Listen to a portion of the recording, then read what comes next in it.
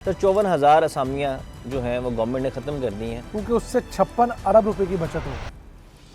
आपको पता है इस साल पेंशन का बिल कितना है? 1000 अरब रुपए। तो हुकूमत का प्लान ये है कि उन्होंने कोई 1.5 लाख नौकरियां खत्म करनी थी। कुछ तो ऐसी हैं जिनके ऊपर नई हायरिंग की ही नहीं गई। अस्सलाम वालेकुम नाज़रीन, मैं हूं मसूद रज़ा और आप देख रहे हैं the news platter. Abdul Rahman साहब ने इस दफ़ा बड़ी ज़्यादती हमारे साथ की और इन्होंने कहा जी कि मैं आपको गरम गरम गुलाब जामुन और गरम गरम चाय पिलाता हूँ। और चाय पिलाने से पहले जो आज के न्यूज़ प्लेटर में न्यूज़ थी वो सुन के मुझे तो बड़ी मायूसी हुई, बड़ा दिल दुखा, लेकिन ये बड़े खुश हैं। तो ख़बर ये है कि हुकूमत की जानिब से 54,000 जो नौकरियां हैं वो ख़त्म कर दी गई हैं। अब नौकरियां जाना डेफिनेटली एक बड़ा मायूब चीज़ है कि लोगों का रोज़गार नहीं छीना जाना चाहिए। अब्दुल रहमान साहब इस हवाले से क्या राय रखते हैं, इनसे जानने की कोशिश करते हैं। सर, 54,000 असामियाँ जो हैं वो गवर्नमेंट ने ख़त्म कर दी हैं, क्यों? ये तो इन्होंने तो रोज़गार देने थे, ये लोगों के रोज़गार छीन रहे हैं। क्योंकि उससे 56 अरब रुपए की बचत होगी। अब आपको समझ आई? यानी कि जो हमारी हुकूमत है, स्पेशली वफाकी हुकूमत, वो तो आगे बेचारी भूखी नंगी हुई है, उसके बाद वसाइल नहीं है। तो वो वसाइल पैदा करें ना, वो नौकरियां खत्म करें, तो उसको लोग बांटना शुरू कर दें। अब जो वफाकी हुकूमत है वो तो 30 किलोमीटर की हुकूमत है सारी। नहीं फिर सर, मेरा ख्याल है कि खबर की तस्हीह होनी चाहिए थी कि हुकूमत ने 54,000 गैर ज़रूरी असामियाँ खाली कर दी। अब ये कह सकते हैं अगर तो पैसों की बचत हो रही है और उनके जाने से 54,000 लोगों को कोई फ़र्क नहीं पड़ रहा, तो फिर इट मीन्स के वो गैर ज़रूरी थी। देखिए, अब ये गैर ज़रूरी आज की नहीं है, ये लोग गैर ज़रूरी चलते आ रहे हैं 2008 के, जब 18वीं तरमीम हम लोगों ने पास कर ली और बहुत सारे ऐसे 18 के करीब ऐसे महकमे जो कि पहले वफाक के अंडर थे अब सूबों के पास चलेंगे। मसलन सर इस पे आएंगे। पहले सर ये गरम गरम गुलाब जामुन एंजॉय करें, यकीन करें बहुत मज़े का, ईमान ताज़ा हो गया सर। अच्छा, अगर ये गुलाब जामुन ना होता तो ईमान ख़राब रहना था। नहीं, ईमान ताज़ा होता रहना चाहिए, होता रहना चाहिए। और इतना अच्छा और दिल अफरोज़ गुलाब जामुन हो। अच्छा, हुकूमत बेसिकली जब बिलावल भुट्टो 2024 के इलेक्शन की कैंपेन कर रहे थे, उस वक्त इन्होंने ये नारा लगाया था कि अगर हम इक़्तिदार में आए तो हम 18 वजारतें ख़त्म करेंगे। वजारतें 18 वजारतें? हाँ जी। मसलन सेहत की मिनिस्ट्री का कोई काम नहीं है पाकिस्तान की वफाकी लेवल में। इस पर भी मेरा ख्याल तस्हीह होनी चाहिए कि 18 गैर ज़रूरी वजारतें।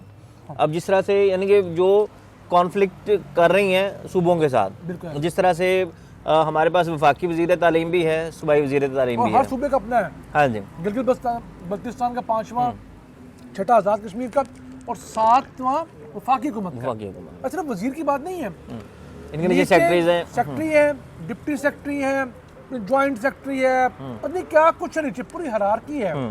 तो हुकूमत का प्लान ये है कि उन्होंने कोई 1.5 लाख नौकरियां खत्म करनी थी। कुछ तो ऐसी हैं जिनके ऊपर नई हायरिंग की ही नहीं गई, ऐसी भी बहुत सारी नौकरियां, ठीक है, जो कई सालों से खाली पड़ी हैं, उन पर नई हायरिंग नहीं की जा रही और उनको ख़त्म कर दिया गया। अच्छा, और कुछ ऐसी हैं जिन्हें ख़त्म किया। मतलब मिसाल के तौर पर आपका utility stores corporation of Pakistan था। हाँ जी, वो बहुत बड़ी तादाद में लोगों को, पाकिस्तान का सबसे बड़ा स्टोर था, तो उसके 14,000 करीब स्टोर थे, वो बंद कर दिया गया। लेकिन सर ये देखेंगे उसको रीस्ट्रक्चरिंग भी तो की जा सकती थी ना, कि वहाँ पे सब्सिडी दे लोगों को। जिस तरह देखें डिपार्टमेंटल स्टोर एक खुलता है तो सेठ कहाँ से कहाँ पहुँच जाता है। अब छोटे से एग्जांपल आप ले लें, अल्फत स्टोर की ले लें, रहीम स्टोर की ले लें, यूरो स्टोर की ले लें, ये भी तो स्टोर चल रहे हैं ना, उनके भी तो मुलाजमीन है ना, उनको भी तो, वो भी तो तनख्वाहें ले रहे हैं ना, वहाँ पर भी तो चिल्लर चल रहे हैं ना। तो अगर प्राइवेट सेक्टर में स्टोर चल रहे हैं तो यूटिलिटी स्टोर्स को भी चलने में क्या मसला है? वो भी चलने चाहिए भाई। उसके प्रॉब्लम ये है कि जो प्राइवेट सेक्टर के डिपार्टमेंटल स्टोर हैं वहाँ पर किसी की ओनरशिप है, वो किसी की मलकियत में है। अब जो चीज़ रियासत की मलकियत में होती है, आपको पता ही है, पाकिस्तान में खुदा न खास्ता उसकी कोई मलकियत नहीं होती। अब यहाँ पर चोरी चिकारी बहुत थी utility store corporation of Pakistan के अंदर। फिर माल जो ख़रीदा जाता था वो किसी और रेट पे ख़रीदा जाता था, घटिया माल महंगे दामों खरीद लिया। इस तरह के बहुत सारे मसाइल इनके थे, लीकेजेस बहुत थी। हालांकि इस सेटअप की वजह से कहा जाता है कोई 1 लाख के करीब लोग टोटल पाकिस्तान में बेरोजगार हुए। क्यों? सिर्फ वो नहीं जो यूटिलिटी स्टोर कॉर्पोरेशन में पाकिस्तान में काम करते थे, वेंडर्स सामान थे, मुहैया करने वेंडर्स वाले, थे, और फैक्ट्रियों के अंदर जो माल इनके लिए बन रहा था। जाहिर बात है बिजनेस भी इफेक्ट हुआ लोगों का, और वेंडर बेरोजगार हुआ, मुलाजमीन बेरोजगार हुए, फिर जिन जगहों पे था वहाँ पे इंफ्रास्ट्रक्चर जो था वो हुआ, तो बहुत बड़े लेवल पर तबाही मची इस वजह ऐसा से। ही है। लेकिन उससे मेरा ख्याल है कि हुकूमत का फ़ायदा हुआ कि जो बहुत सारा पैसा गलत जगहों पे लग रहा था, टैक्स पेयर्स का पैसा, उसकी बचत हुई है। यहाँ पर भी वही सीन है कि अब आप कितने लोग भर्ती कर लेंगे। बेरोजगार तो इस मुल्क में जो सर्टिफाइड बेरोजगार हैं उनकी तादाद, जो लिखे पढ़े उनकी तादाद कोई 60 लाख के करीब है। अब 60 लाख लोगों को हुकूमत रोजगार तो नहीं दे सकती। ये वो है जो कागजों के अंदर है। इनके अलावा जो देहात में दूर दराज लोग बसते हैं, जो बेरोजगार, रजिस्टर्ड नहीं है, रजिस्टर्ड नहीं है। इसी तरह ये जो मामला है, हुकूमत अब जो 21वीं सदी है इसमें हुकूमत रोजगार पैदा नहीं खुद करती, इसमें ऐसे माहौल बना देती है जिसके तहत कारोबार को फरोग मिलता है। सर ये होता है मुहज़्ज़म माशरों में, जहाँ की आप एक आइडियल सिचुएशन की बात कर रहे हैं कि स्टेट होगी माँ के जैसी और वो रोज़गार के मौके फराहम करेगी। यहाँ पे अगर किसी को पता चल जाए ना, एक टर्म यूज़ होती है ईज़ ऑफ डूइंग बिजनेस। जो ईज़ ऑफ डूइंग बिजनेस है ना, उसमें रियासत एक फॉर्मेट बनाती है कि किस तरह से लोगों को फैसिलिटेट करना है।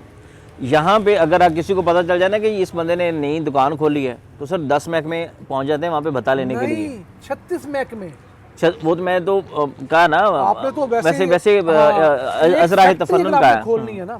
36 महकमे, बिल्कुल आपकी ठीक है। मेरे ये जो लाहौर चैम्बर ऑफ कॉमर्स के साबिक सदर हैं अबूजर शाह साहब, उनसे किसी ने सवाल पूछा ना कि आपकी कितनी बीवी हैं, उन्होंने कहा जी एक मेरी जाती है और इसके अलावा 36 हैं। उसने कहा 36 से मुराद क्या है? उन्होंने कहा जी मैं चूँकि इंडस्ट्रियलिस्ट हूँ, इंडस्ट्रीज से भत्ता लेने वाले या बास पुर्स करने वाले 36 महकमे हैं। आपको सबको खर्चा, पानी, रिश्वत दे के चुप कराना पड़ता है। इस मुल्क में फिर जब ये हालात होंगे। सर मेरे एक दोस्त हैं, उनका ना लकड़ी का काम है, वो फर्नीचर का काम है। अब फर्नीचर का जो कारोबार होता है वो सारा लकड़ी का होता है, चिप बोर्ड का वहाँ पे, तो वहाँ उनके लिए पानी मौत है। हाँ जी, सही है। उनकी गजूमता के पास फैक्ट्री है, वो अपना रोना रो रहे थे। 36 एग्जैक्टली उन्होंने भी 36 कहा कि जब आप SECP में रजिस्टर्ड हो जाते हैं तो 36-72 कान खड़े हो जाते हैं कि भाई यहाँ पे पहुँचे तो क्यों कमा रहा है। अभी रजिस्टर्ड किया है, अभी बाकी मामला तो बाद के हैं सारे। तो उन्होंने बताया जी कि मेरे पास आता है एक साहब, उसने कहा जी कि मैं डेंगी इंस्पेक्टर हूँ, तो जनाब अली मैं आपका खिदमत गुजार हूँ, तो मेरी कोई खिदमत करें। मैं आपका खिदमत गुजार हूँ और आप मेरी खिदमत करें। उन्होंने कहा जी कि हम आपकी खिदमत क्या करें भी। उसने कहा जी कि भाई आप खिदमत करें, वरना फिर आपसे खिदमत करवानी हमें आती है। उसने कहा जी कि भाई सर हम तो कुछ नहीं कर सकते। उसने कहा जी यहाँ डेंगू का लार्वा है। उन्होंने कहा यहाँ पे पानी का एक स्टांग नहीं पानी की, तो डेंगू का लार्वा कहाँ से आ गया। सर अगले दिन वो टीम लेके आया, उसने सील कर दिया और वहाँ से लार्वा उसने बरामद करवा दिया। ठीक है, लार्वा बरामद करवाया, जुर्माना हुआ, खैर अप्रोच करके वो खुल गया। अब तय ये हुआ कि हर हफ्ते 5,000 रुपया वो साहब आके वहाँ से लेंगे, ठीक है। और इस तरह के बहुत सारे महकमे और हैं। लेबर वाला आ जाता है, उसके बाद फिर वो EOBI एक महकमा है, उसके लोग आजकल बहुत एक्टिव हुए हैं। तो ये कारोबार वाले बहुत एक्टिव, एनवायरमेंट, हाँ मेरा जाने वाला है उसका ये मिल्क शेक या सेटअप छोटा सा तूने खोखा लगा ले, छोटी दुकान लगा ले।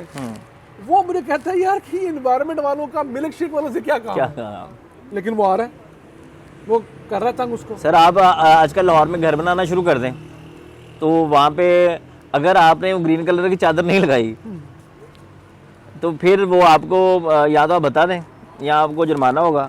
और अगर आपने ग्रीन चादर लगाई है, और ग्रीन चादर का मतलब कि अंदर लिखाते आपने कुछ दे दी है, तो फिर आपको इजाज़त है कि आप सड़क पे चाहे बजरी लगाएं या मर्जी लगा के आप घर बना सकते हैं। लेकिन अगर आपने नहीं दिए तो वो फिर आपको EPA के नाम से एक वो वहाँ पे फ्लैक्स लगेगी आगे, और उसके अंडर आपको जुर्माना हो जाएगा। खैर ये बात और साइड पे निकल गई।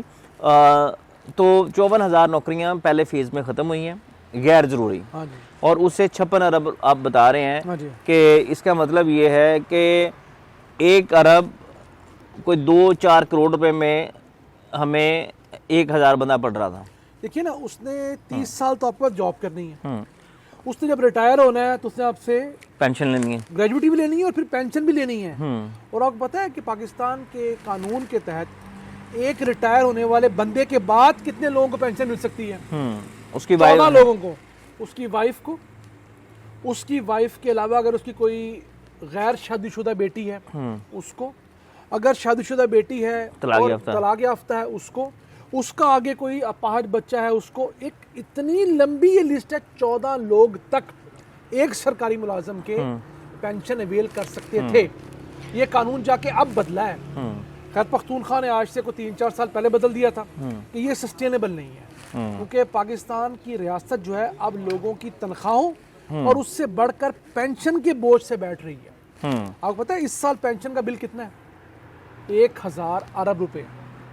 यानी वो लोग जो कि इकोनॉमी में अब कोई कंट्रीब्यूट नहीं कर रहे, अपनी जवानी में उन्होंने तनख्वाहें ली, मरात इंजॉय की, अब सिर्फ वो पेंशन पे बैठे हुए वो 1000 अरब रुपया ले रहे हैं। सर इसमें से हजारों लोग वो हैं जिनके वालिदैन की डेथ हो जाती है, वो बताते नहीं है। हाँ, बताते डेथ सर्टिफिकेट देते नहीं है, और वो उनके नाम पे, क्योंकि अकाउंट में आते हैं पैसे, तो वो उनके अकाउंट से वो विड्रॉल करवाते रहते हैं, और इससे हजारों अरब रुपया जो है वो इकोनॉमी का वो इस तरह से जाया हुआ है। ऐसा भी है कि 2 मियाँ बीवी थे, दोनों जॉब पे थे, एक फौत हो गया, तो जो फौत हुआ है उसकी पेंशन दूसरा ले रहा है। यानी कि दोनों सरकारी मुलाजम, वो अपनी पेंशन भी ले रही है और उसकी भी पेंशन भी ले रही है। अगर वो मैं एक ऐसी फैमिली को जानता हूँ जिसकी बीवी फौत होगी, वो मर्द जिंदा है, उसकी 78 के 80 साल उम्र है, वो खुद 19वें 20वें ग्रेड का डीजी रिटायर हुआ है, तो वो अपनी पेंशन भी ले रहा है और अपनी जो बीवी रिटायर होकर फौत भी हो गई है उसकी पेंशन भी ले रहा है। बस सर यही सितम ज़रीफ़ियाँ हैं जिनकी वजह से बहुत सारे लोग जो हैं वो महरूम हैं। उनकी वजह पाकिस्तान में ना वफाकी हुकूमत अगर सिर्फ गैर ज़रूरी नौकरियां ख़त्म कर दी, 18 के करीब वो मिनिस्ट्रियां जिनका वफाक में कोई काम नहीं है, उनके मुकाबले में ऑलरेडी सूबों के अंदर मिनिस्ट्रीज ऑपरेशनल हैं, तो वफाकी हुकूमत का टोटल जो ऑपरेशनल बजट है 700 अरब रुपया है, उसमें से 300 अरब रुपया वो हर साल बचा सकते हैं। लेकिन ये बाबू होने नहीं देंगे ना सर, बाबू कैसे अपने शशके ख़त्म करेंगे?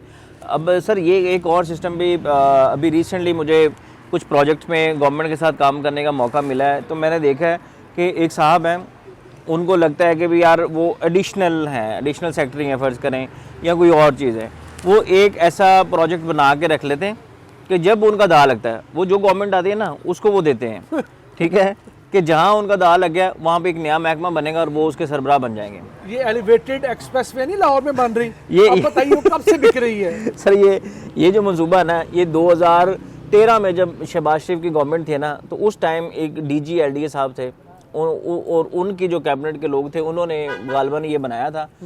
वो बाद में हर आने वाली गवर्नमेंट को उन्होंने पेश किया कि ये बना लें। हाँ जी, वो किसी ने नहीं सुनी, वो अब उसकी बेचारे की सुनी गई है और वो अब वो चला रहे हैं बाबू उसको। तो खैर ये इस मुल्क के साथ जो गिद्दे हैं ना, ये सब ये नोच के खा रही हैं इस मुल्क को। तो ये बहुत पहले मैं डिस्कशन शुरू होने से पहले कायल नहीं थे इस चीज़ का कि भी नौकरियां गई हैं, लेकिन जिस तरह से आपने बताया कि 56 अरब रुपया से बचत होगी, तो सर आई एम हैप्पी। नहीं हैप्पी आप इसलिए नहीं है, हैप्पी सर मैं गुलाब जामुन की वजह से।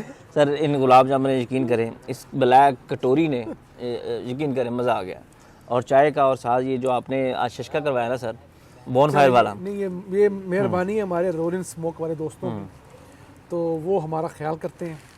तो नाज़रीन चाय के साथ यहाँ पे कवाली भी होती है वीकेंड्स पे, अगर आपने कवाली एंजॉय करनी है, ये बोन फायर एंजॉय करना है, लाइव सिंगिंग एंजॉय करनी है, साथ गरम गरम चाय, गुड़ वाली कड़क चाय, मसाला चाय, और उसके साथ साथ गरम गरम गुलाब जामुन या 15% डिस्काउंट भी, और आपका फेवरेट वो मीठा नान, मीठा पराठा, मीठा नाना ब्राउनीज। तो ये sir it's a best combo for December, और साथ हल्की हल्की पोइट्री भी कर सकते हैं आप।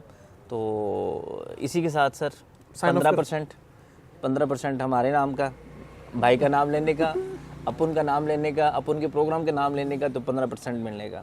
आज की पॉडकास्ट से साइनिंग ऑफ, अल्लाह ने के बाद।